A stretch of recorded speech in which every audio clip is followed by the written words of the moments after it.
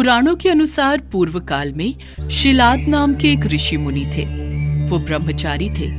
ब्रह्मचर्य का पालन करते करते शिलाद ऋषि मुनि को बुढ़ापा आ गया। अब उनके मन में एक भय सताने लगा। भय यह था कि बिना संतान उनकी मृत्यु के बाद उनका वंश समाप्त हो जाएगा। इसलिए उन्होंने अपने वंश को आगे बढ़ाने के लिए इंद्रदेव की कठोर तपस्या करने का निश्चय किया। एक दिन इंद्रदेव उनकी भक्ति से प्रसन्न होकर प्रकट हुए। हे मुनिवर, मैं आपकी भक्ति से अत्यंत प्रसन्न हूँ। मांगो, आपको क्या वर चाहिए? इंद्रदेव, मुझे वरदान दीजिए कि मुझे ऐसे पुत्र की प्राप्ति हो जिसे मृत्यु छू भी ना सके। मुनिवर, ऐसा पुत्र देने में तो मैं असमर्थ हूँ। आपकी इच्छा तो केवल देवों के देव महादेव ही पूरी कर सकते हैं। आप महादेव की तपस्या कीजिए, वो आपकी मनोकामना जरूर पूरी करेंगे। इंद्रदेव के कहे अनुसार शिलाद घने जंगलों के बीच बैठकर महादेव की कठोर तपस्या में जुट जाते हैं और कई सालों की कठोर तपस्या के बाद उनकी भक्ति से प्रसन्न होकर महादेव उनको दर्शन देते हैं। शिलाद, हम तुम्हारी तपस्या से प्रसन्न हुए। कहो, तुम क्या वर मांगना चाहते हो? हे प्रभु, मुझे आपके समान ही पुत्र चाहिए, जो कि अयोनिजा हो और जिसको मृत्यु छू भी ना पाए। ये सुनकर महादेव मुनि शिलाद से बोले, हे मुनिवर, यूं तो मैं सारे जगत का पिता हूँ, फिर भी तुम मेरे पिता बनोगे। मैं तुम्हारा अयोनिज पुत्र होऊंगा तथा मेरा नाम नंदी होगा। इसके बाद महादेव अंतर्ध्यान हो गए। फिर ऋषि मुनि भी खुशी खुशी अपनी कुटिया में चले गए। कुछ समय बाद शिलाद भगवान शिव के नाम से यज्ञ कर रहे थे। उसी यज्ञ कुंड से एक बालक उत्पन्न हुआ। उस बालक का मुख बेहद ही मनमोहक और लुभावना था। वाह, कितना मनमोहक और सुंदर अंश है मेरे शिव का। अब तो ऋषि शिलाद की प्रसन्नता का कोई ठिकाना ही नहीं था। वह उसे अपने साथ घर ले आए और उसका लालन पालन करने लगे। देखते ही देखते नंदी बड़ा हो गया। 5 साल का होते ही शिलाद मुनि ने नंदी को संपूर्ण वेदों और अन्य शास्त्रों का भी अध्ययन करवाया। और फिर जब वो 7 वर्ष का हुआ तो एक दिन ऋषि शिलाद के घर मित्र और वरुण नाम के 2 सन्यासी आए। ऋषि शिलाद की आज्ञा से नंदी ने दोनों सन्यासियों का खूब आदर सत्कार किया, उन्हें भोजन कराया। खाइए मुनिवर, खाइए। अगर आपको किसी और चीज की भी आवश्यकता है तो मुझे बताइए। नहीं नहीं, हमारा पेट भर गया। हमें और कुछ नहीं चाहिए। आपका बहुत बहुत शुक्रिया। ऋषि शिलाद के घर मिले इस सेवा भाव से दोनों सन्यासी अत्यधिक प्रसन्न हुए। जाने से पहले दोनों सन्यासियों ने शिलाद ऋषि को लंबी उम्र और खुशहाल जीवन का आशीर्वाद दिया और नंदी को बिना आशीर्वाद दिए ही जाने लगे। अगर आप बुरा न मानो तो मैं ये जान सकता हूँ कि आपने मुझ बूढ़े को तो आशीर्वाद दे दिया, लेकिन मेरे बेटे नंदी को नहीं।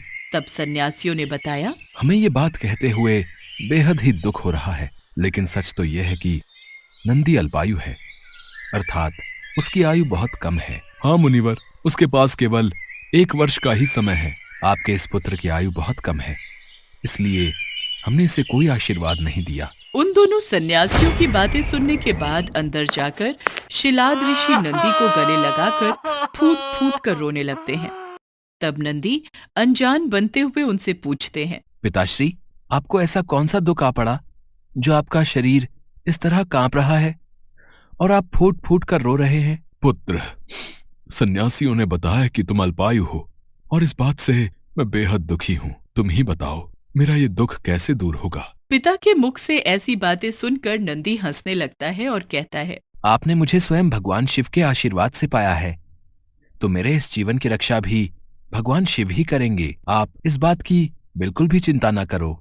फिर अगले दिन नंदी अपने पिता से आज्ञा लेकर महादेव की तपस्या करने के लिए भुवन नदी पर चले गए और वहां पहुंचकर वो नदी किनारे बैठकर शिव जी की कठोर तपस्या करने लगे। बालक नंदी की कठोर तपस्या देख महादेव कुछ समय बीत जाने के बाद नंदी के समक्ष प्रकट हुए, परंतु जब नंदी ने महादेव को देखा तो वो भूल ही गए कि वो लंबी उम्र के लिए तप कर रहे थे।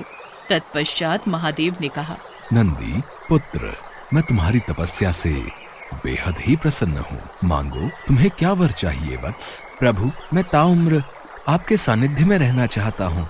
मुझे सदा के लिए अपने चरणों में जगह दे दीजिए। हे शिलानंदन, तुम्हें मृत्यु का भय कहाँ? तुम तो मेरे ही समान हो। तुम अजर अमर बनकर सदा मेरे संग ही रहोगे। तुम पर सदा मेरा प्रेम बरसता रहेगा। मेरी कृपा से तुम पर जन्म मृत्यु अपना प्रभाव नहीं डाल सकेंगे।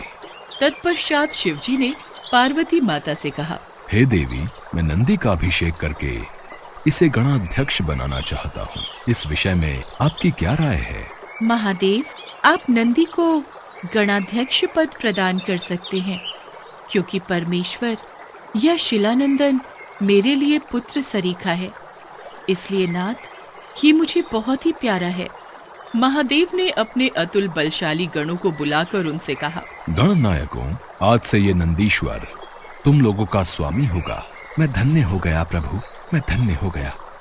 इस प्रकार नंदी के समर्पण से प्रसन्न होकर भगवान शिव ने नंदी को पहले अपने गले लगाया और उन्हें बैल का चेहरा देकर उन्हें अपने वाहन, अपने गुणों में सर्वोत्तम के रूप में स्वीकार कर लिया। और तभी से शिव जी की मूर्ति के साथ नंदी की प्रतिमा भी स्थापित की जाती है। ऐसा माना जाता है कि शिव जी तो हमेशा ध्यान में लीन होते हैं, वो हमेशा समाधि में रहते हैं। इसलिए नंदी के कानों में बोलकर उनके भक्तों की आवाज उन तक नंदी ही पहुंचाते हैं। एक समय की बात है, भानुपुर नामक गांव में शंभू नाम का एक किसान रहता था। शंभू भगवान शिव का बहुत बड़ा भक्त था। रोजाना सुबह उठकर भगवान शिव के मंदिर में जाना और शिव जी की मूर्ति के साथ शिवलिंग की पूजा करना उसका नियम था। शंभू के पास मोती नाम का एक पालतू बैल था, जिससे शंभू अपने खेत में हल जोतता था। मोती शंभू के लिए मानो तो परिवार का सदस्य ही था। माधवी, ये देखो, आज मैं अपने मोती के लिए कितनी हरी हरी घास और चारा लाया हूँ, पर ये मोती है कहाँ? खूंटी से तो बंधा नहीं हुआ है। कस्तूरी ले गई है उसे घुमाने। मोती की आदत को बिगाड़ दिया है तुम्हारी बिटिया ने, और मोती भी कम नहीं है। जब तक शाम के वक्त कस्तूरी उसे पूरे गांव में घुमाने ना ले जाए, उसे भी चैन नहीं आता। लो, आ गई तुम्हारी लाडली। बापू, मोती को बहुत जोरों की भूख लगी है, आप क्या लाए हो? ये देख, मैं अपने मोती के लिए हरी हरी घास, पेड़ पौधों की टहनियाँ और सूखा चारा लाया हूँ। ये ले मोती बेटा, आराम से खा। मोती चारा खाकर कितना खुश हो रहा है माँ बापू। मेरा बच्चा, मेरा मोती, ये तो हम सबकी जान है। मोती बैल शंभू और उसके परिवार का लाडला था। मोती खेतों को जोतने में शंभू की बहुत सहायता करता था। लगभग सारा काम खेतों का शंभू मोती की सहायता से निपटा लेता था। कुछ गांव के लोग शंभू की सफलता से जलते थे, जिनमें से एक था हरिया, जो शंभू से बहुत ईर्ष्या करता था। ऐसे ही एक दिन, अरे शंभू, तू सुबह शाम शिव मंदिर में पूजा ही करता रहता है? कुछ देर अपने दोस्तों के साथ भी समय बिता लिया कर। शाम का वक्त है, आ जा दो घड़ी, हमारे साथ भी कुछ खा पी ले। नहीं हरिया भाई, मैं ये सब नहीं लेता हूँ। मैं तो बस भगवान शिव का भक्त हूँ और उन्हीं की पूजा में अपना समय बिताता हूँ। मुझे उसी में खुशी मिलती है। हरिया भाई, मैं देख रहा हूँ शंभू तुम्हारा अपमान कुछ ज्यादा ही करने लगा है। हाँ, तुम उसे 2 घड़ी अपने पास बैठने के लिए कहते हो और वो तुम्हें साफ लफ्जों में मना करके हमेशा चला जाता है। तुम क्यों उसे बार बार कहकर अपनी इज्जत गिरवाते हो भाई? हैं? हरिया गुस्से में घर आ जाता है। कुछ दिनों बाद शंभू की बेटी के रिश्ते की बात चलती है और लड़के वाले कस्तूरी को देखने आते हैं। देखो शंभू भाई, मैंने तुम्हारा गांव में बहुत नाम सुना है। तुम्हारा परिवार भी बहुत अच्छा है और हमें कस्तूरी बिटिया जैसी बहू ही अपने बेटे के लिए चाहिए। एक काम करते हैं, शादी के लिए 3 महीने बाद का कोई अच्छा मुहूर्त देखकर तारीख रख लेते हैं। क्यों, ठीक रहेगा ना? अब लक्ष्मीचंद जी, जैसा आप ठीक समझे।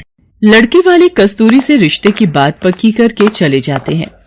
आपने लड़के वालों से कह तो दिया, पर 3 महीने में हम इतने पैसे शादी के लिए कैसे जोड़ पाएंगे? तुम चिंता मत करो माधवी, मैं और मोती मिलकर कुछ ही दिनों में नई फसल पर काम कर लेंगे। फिर उस फसल को बेचकर अच्छे पैसे मिल जाएंगे। फिर हम आराम से कस्तूरी की शादी कर सकते हैं। अब तुम मोती का भी ज्यादा ख्याल रखा करो, वो भी हमारे साथ बहुत मेहनत करता है। तुम चिंता मत करो, मैं मोती का ध्यान रखूंगी। कस्तूरी की शादी की बात पक्की होने की खबर हरिया को लग जाती है। वो इस बात को बर्दाश्त नहीं कर पाता है। मेरा अपमान करके शंभू इतना खुश कैसे रह सकता है? इसकी सारी खुशी उसी बैल में है। उसी बैल के भरोसे ये हवा में उड़ रहा है। ये सोचता है कि बैल की मदद से ये अच्छी फसल उगा लेगा और अपनी लड़की की शादी कर देगा। मेरे होते हुए ऐसा कभी नहीं हो सकता। कई बार इस शंभू ने गाँव वालों के सामने मेरा अपमान किया है। आज रात मौका देखकर इसके बैल का काम तमाम कर दूंगा। हाँ। आधी रात के वक्त जब सब सो रहे थे, तब हरिया उठा और उसने शंभू के घर जाकर मोती के चारे में जहर मिला दिया। सुबह जब शंभू की आंख खुली तो उसने देखा, ये क्या हो गया माधवी? कस्तूरी बिटिया जल्दी आओ, देखो हमारा मोती बेसुध पड़ा हुआ है, इसके मुंह से झाग निकल रही है, कहीं इसने कुछ गलत तो नहीं खा पी लिया। हे शिव शंकर, मेरे मोती को ये क्या हो गया? हे भोलेनाथ, हमारा मोती नहीं मर सकता,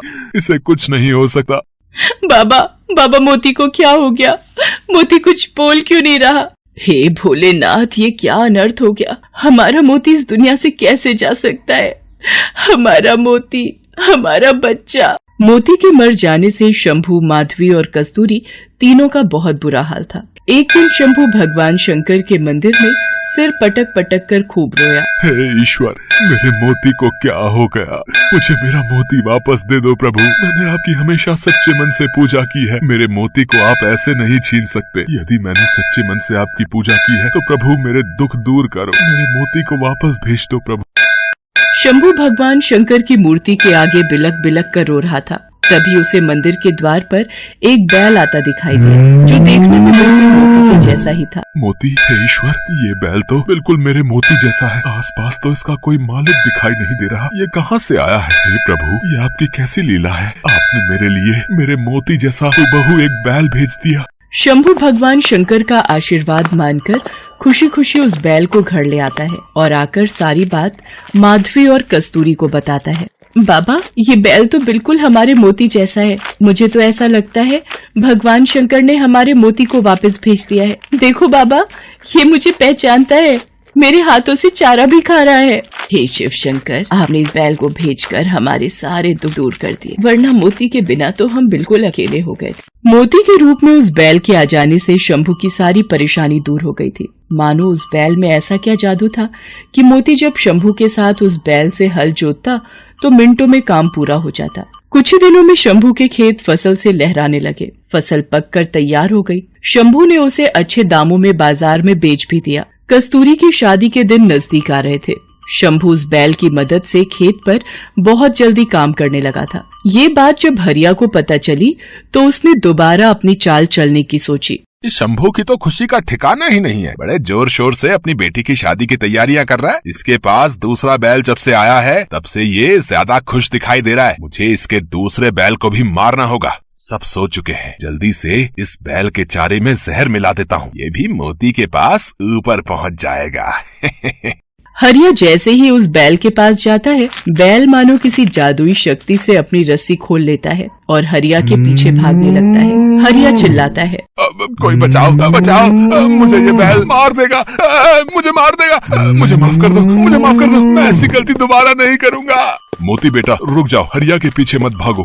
शंभू भाई, मुझसे गलती हो गई, मैंने ही तुम्हारे पहले बैल को जहर देकर मारा था, मैं इसे भी जहर देकर मारने वाला था, पर पता नहीं ये बैल कोई जादुई बैल है, इसने अपनी रस्सियां खोल ली और मेरे पीछे भाग पड़ा। इससे कहो मुझे माफ कर दे, मैं आज के बाद कभी भी किसी के साथ गलत नहीं करूँगा। जैसे ही हरिया अपनी गलती मानता है, वो बैल शांत हो जाता है और वापस शंभू के पास लौट आता है। गांव के लोगों की सलाह पर हरिया को उस गांव से निकाल दिया जाता है। हरिया को उसके किए की सजा मिल जाती है। शंभू धूमधाम से अपनी बेटी कस्तूरी की शादी करता है। शंभू और माधवी उस बैल को भगवान शंकर का आशीर्वाद मानकर उसके साथ खुशी खुशी रहने लगते हैं।